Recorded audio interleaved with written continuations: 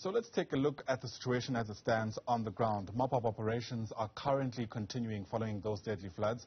It's been over a week, but residents are still feeling and reeling from the difficulties of this catastrophe. Our reporter, Tshekwa Chumwagi, is live to us now from Durban. And Tshekwa, we've seen various cabinet ministers descend in the province in the past couple of days. What can we expect today in particular?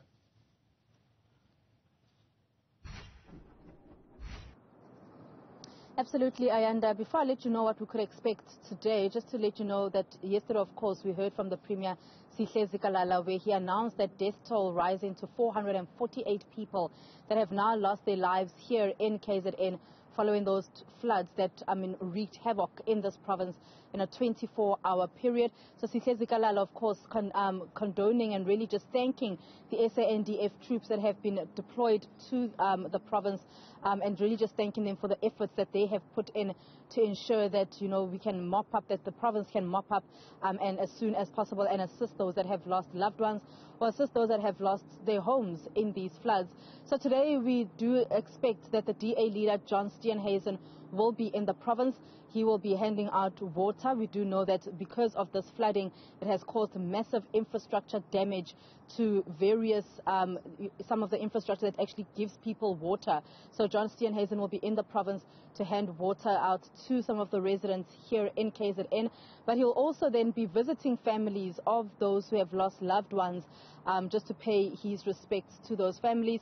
We are also expecting that, as you've mentioned already in this particular bulletin, that the eThekwini mayor has announced that there will be a donation and assistance to those that need to bury their loved ones. Of course, that coming from a donation from the Motsepe Foundation. And the Chinese embassy will also be donating about 1 million rand to KZN to assist in the mop-up operations and the relief for those that need that assistance. We do understand as well that rugby captain Siya Kolisi will also be in the province, just to, of course, just give that word of encouragement to those that are within the province. But also he's got a foundation, so we'll wait and hear whether there'll be any donations or anything from his behalf, just to assist the province of KZN. But as you mentioned, Ayanda, we did indeed see some of the cabinet ministers that have come through to KZN to assess the damage. Specifically, as you've mentioned, Joe Phaahla was here, Dr. Joe Phaahla was here as well. And yesterday we saw the Minister of Basic Education as well, Angie Motshekga. She was here as well to assess the damage to the schools that have been affected here. Over 600 schools that have been affected by the floods in KZN. Schools were expected to start operating yesterday, but we understand that, of course, not all of them can operate. One of those schools is the school that we are currently at here in Durban, and that is Dr. Macon Mystery Primary School. You can see the absolute damage that the floods has actually had on the school and the premises of the school. This is just outside. We understand from the principal, Ayanda, that they actually had, these were everything that was inside various offices in the school premises, and you can really just see the amount of damage that has been caused by the floods here at this particular primary school. But I'd like to just have a quick conversation then, Ayanda, with the principal of the school, and he joins us now. Thank you so much for your time this morning, Pompey Suku. So let's just start off with, the damage that has been caused by the school. Of course, no schooling can now take place here. Definitely. Good morning, Seko and the team. Look, a beautiful school has been devastated. We're all devastated, destroyed in a few hours. This is what's left of my beautiful office. The water levels rose up to roof height out here. We are just left with broken furniture, sludge and mess all over. I'm not too sure how long it's going to take to clear up and get the school functional, but definitely I can't see it in the very near future. We're going to need help from the authorities, from the department especially, to come on board to get the school, the basic needs done and repaired and restored. It's going to take a little time. Let's just take a quick walk then, Pompey, just so that you can show us the absolute damage that has actually been caused here. To my office, this was once a beautiful office. And now there's nothing left. Water went right up to the ceiling above the aircon. We had to take all the furniture out, try to hose down and clean down, and now we have no water, no electricity. That hampers our cleaning process as well. We're really battling out here. And as I take you down the line, you would see the same sort of scenario in all the classrooms.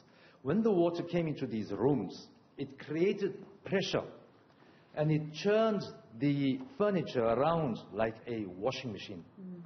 With the result, as we took furniture out, there's all my furniture from my office. It's all broken. It can never be reused. They're beginning to swell, smell, and rot at the same time.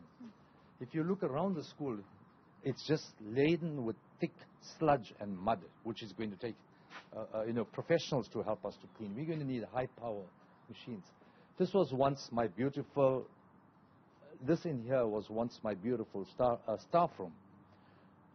Look at the chairs, the furniture. The fridge was down on the floor.